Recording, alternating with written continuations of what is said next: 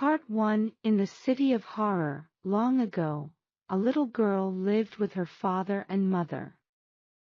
Her name was Irit. One day, Irit's mother died. At first, Irit's father was sad, but soon he married again. After a year, another little girl was born to the man and his new wife. They called her Nurit. Irit and Nurit grew up together. Irit was a good girl. She was clever and kind. Nurit was not good. She was foolish and selfish. But the girl's mother only loved Nurit. She did not love Irit at all. One day, the girl's mother said to them, "Go to the field, girls, pick some chat, then take it to the market and sell it." So Irit and Nurit went to the field to pick some chat. They wrapped the chat in big leaves and made bundles. Then they took the bundles to the market to sell. On the way to the market, they met an old man.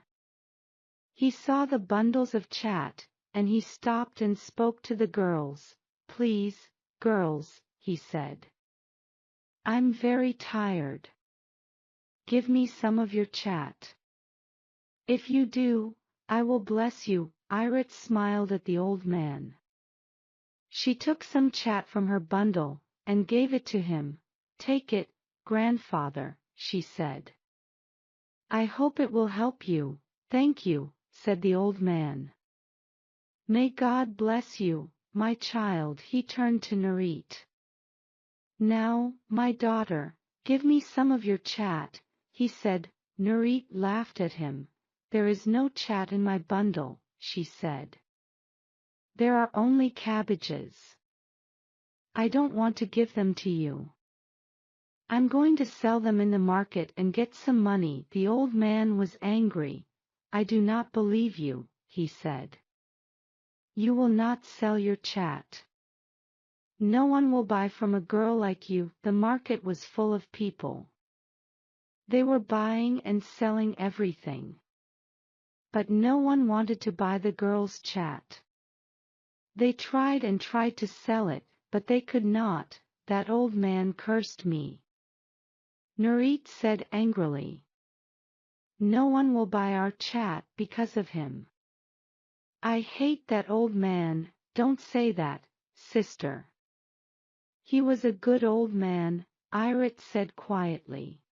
When the two girls went home, their mother was waiting for them. "What's this?" she said. "You still have your bundles of chat. What happened? Why didn't you sell them?" "An old man cursed us," said Nurit. "It was Irit's fault. She was rude to him. I don't have any chat. I only have cabbages," she said. Their mother was very angry. "You are a bad, stupid girl," she said to Irit. "I don't want you in my house any more. Go away, and don't come back." She tied a rope around Irit, and sent her out, into the street. Part 2. Poor Irit was alone now, away from her family's house. She was very sad. "What can I do?" she thought. "Where can I go?" She began to cry. Suddenly, she heard a voice. "What's wrong?" someone was saying. "Can I help you?" She looked up. An old man with a kind face was standing in front of her. "My mother has sent me away," said Irit, "because I didn't sell my chat in the market. She doesn't love me. She tied me up with this rope.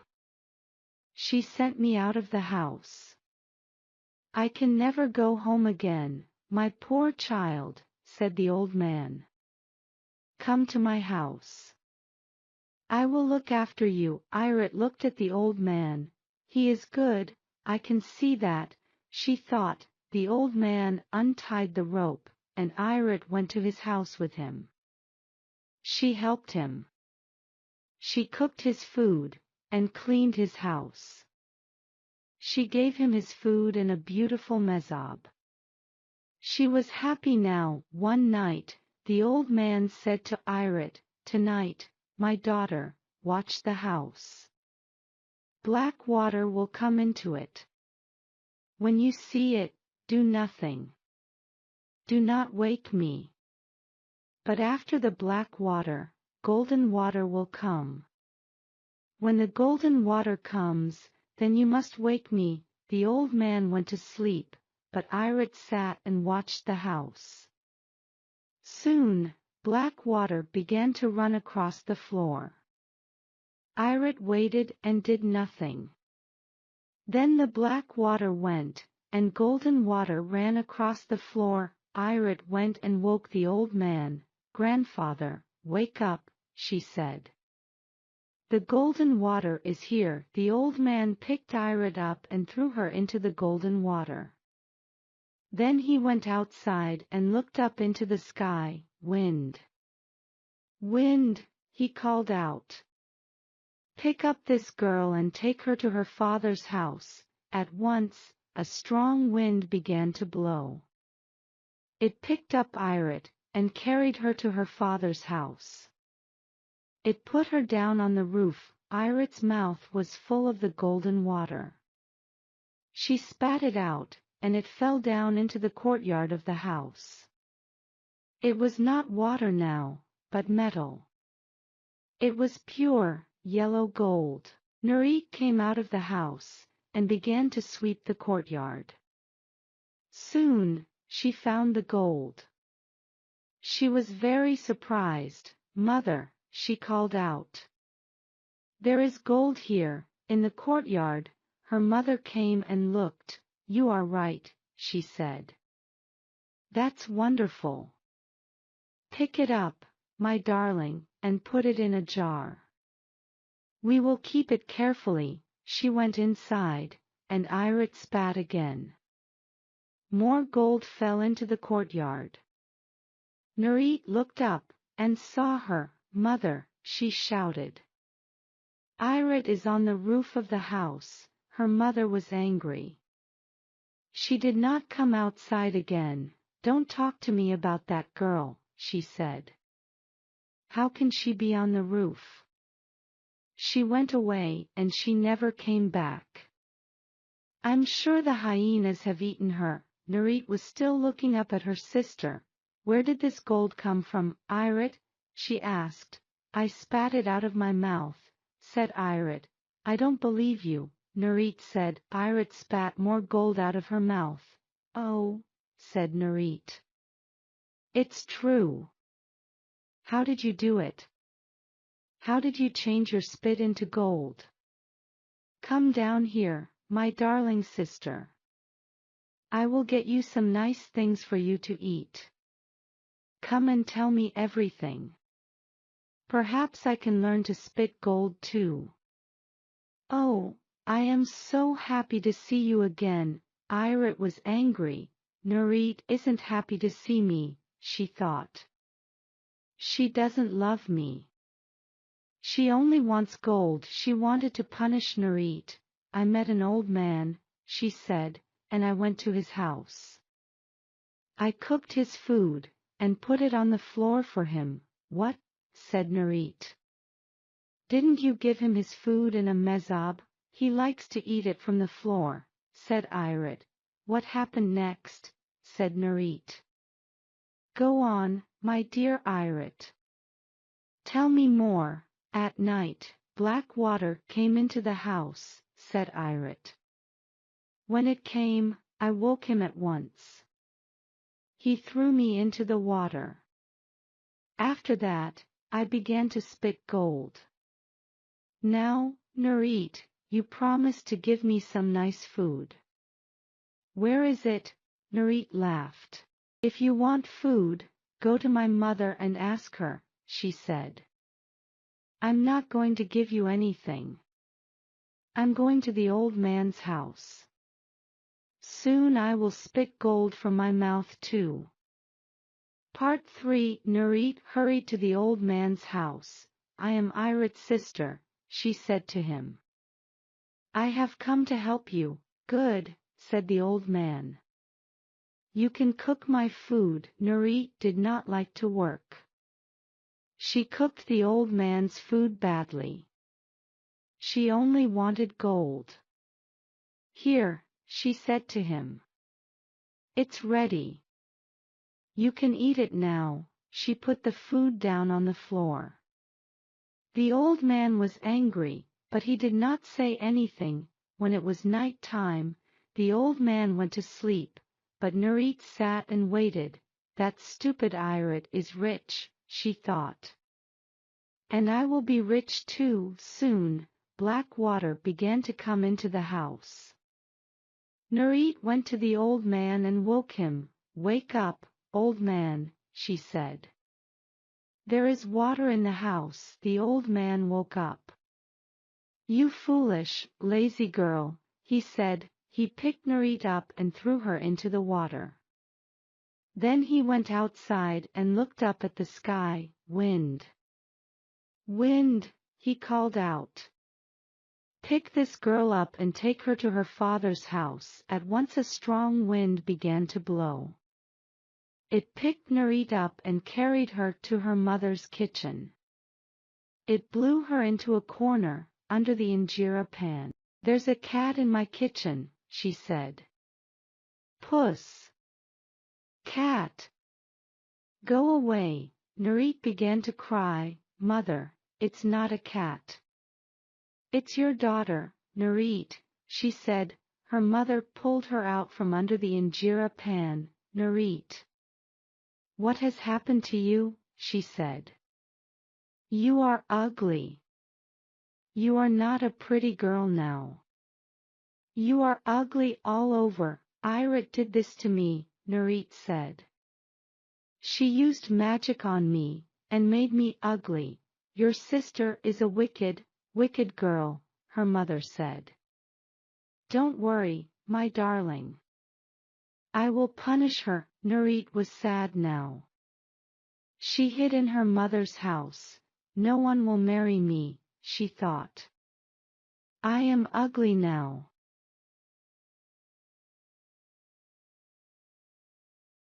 Part 4. Nurit was uglier than before, but Irit was more beautiful.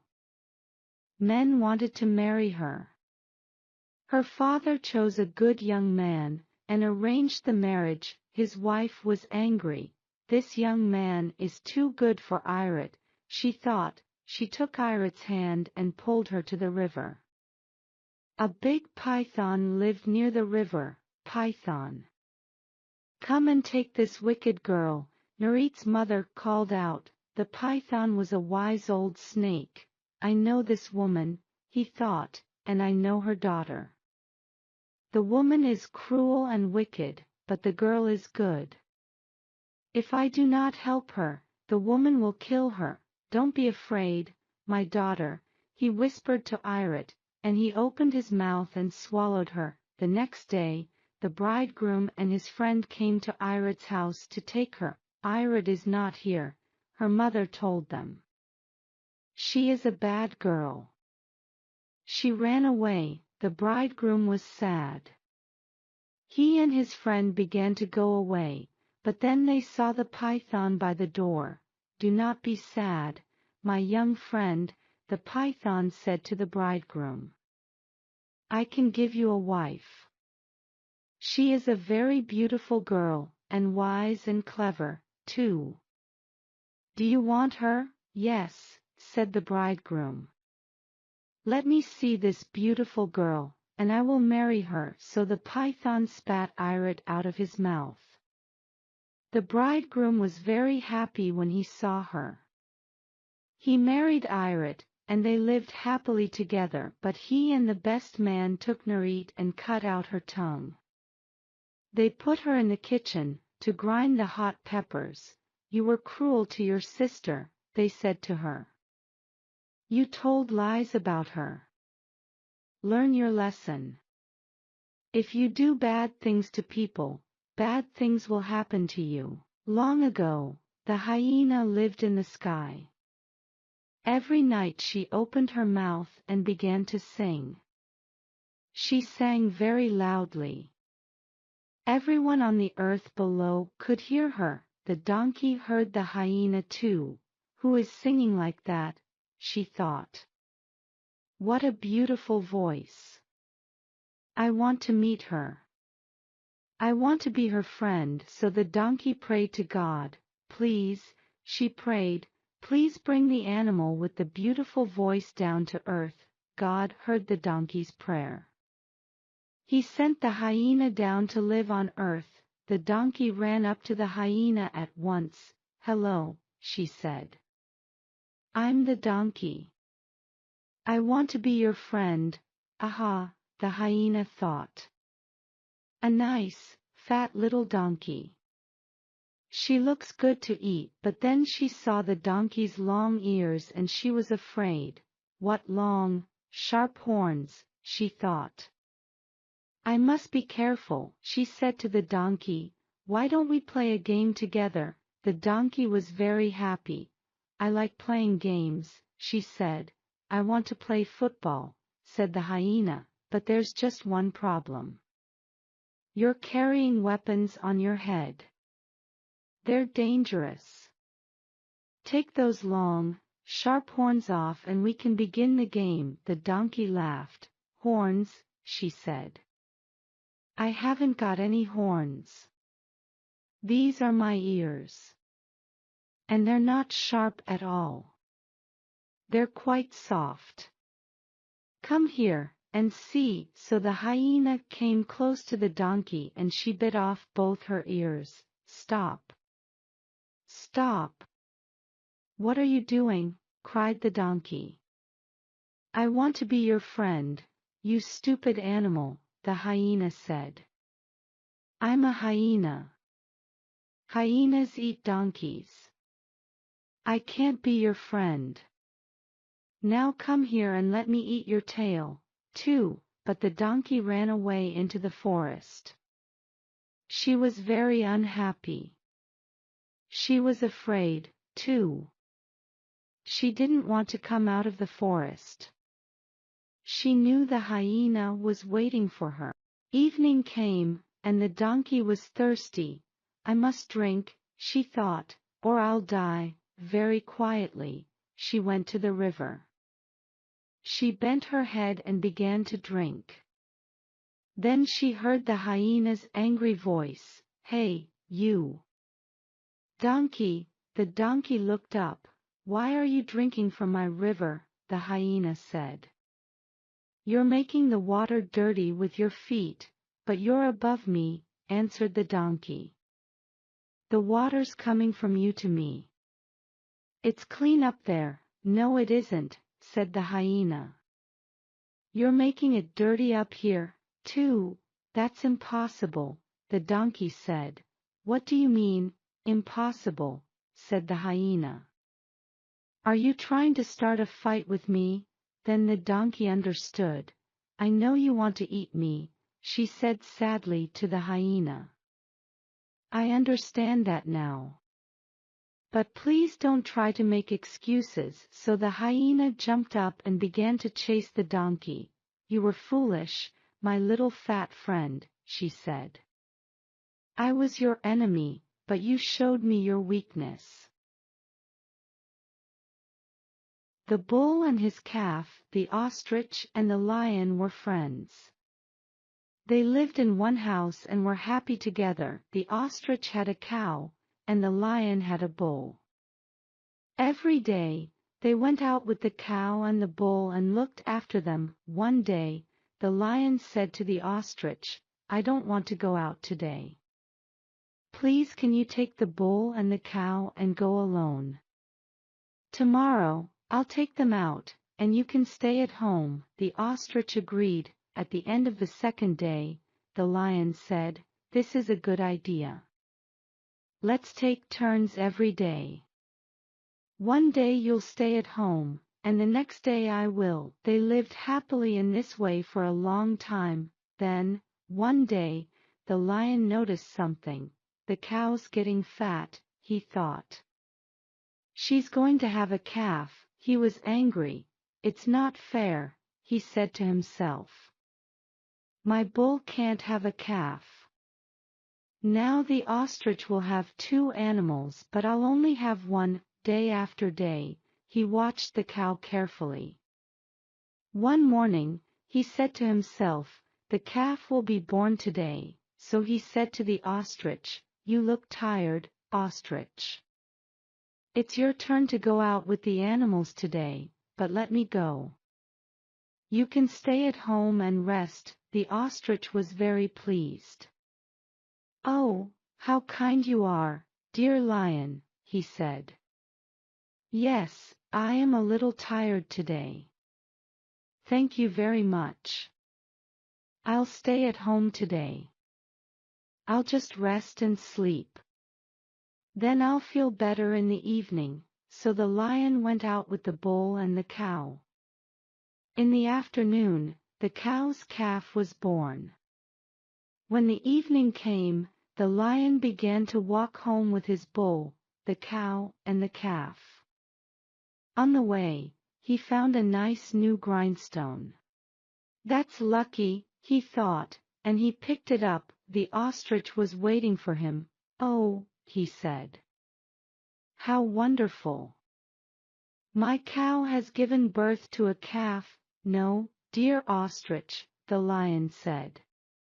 My bull gave birth to this calf. Your cow gave birth to a grindstone. Look, here it is, and he gave the grindstone to the ostrich. The ostrich was very angry. That's impossible, he said. A bull can't give birth to a calf. Only a cow can do that. I don't want this grindstone. I want my calf. Give it to me. They argued for a long time. At last, the lion said, we'll never agree. Let's call all the animals together. We'll ask them to decide. One of us is right and the other is wrong.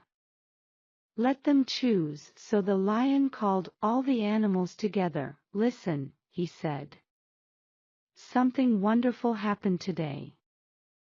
My bull gave birth to a calf. It's not true, shouted the ostrich. The calf is mine. My cow gave birth to it. The animals looked at the lion, and they looked at the ostrich. The lion was big and strong. His teeth were long and sharp. They were all frightened of him. But they weren't frightened of the ostrich. The lion's right, they all said. The calf belongs to him, and they began to go home. Stop. Wait, the ostrich said. Where's the fox? He's a very clever animal. We must ask him. He ran away, and found the fox. The fox listened to the ostrich's story. I won't come to the meeting, he said. I don't want to fight the lion, but I'll run past. Call out to me. I'll help you. Don't worry. So the ostrich went back to the other animals. Wait, he said. The fox is coming. He's in a hurry. Look, there he is. Fox. Fox. Please stop and listen. Does the calf belong to the lion, or does it belong to me? I'm sorry, the fox called out. I can't stop. I'm going to see my father. He needs me. He's giving birth to a baby fox. I must go and help him. All the animals began to laugh. That's impossible, the lion said. Your father can't give birth. Only your mother can do that. It's impossible, is it? The fox said. Why? Your bull gave birth to a calf. Why can't my father give birth to a baby fox? The lion was angry because the animals were all laughing at him. He ran after the fox and he didn't come back. The ostrich was happy. He took his cow and his calf and went home. Thank you, Fox, he thought. You're not only clever. You're brave, too.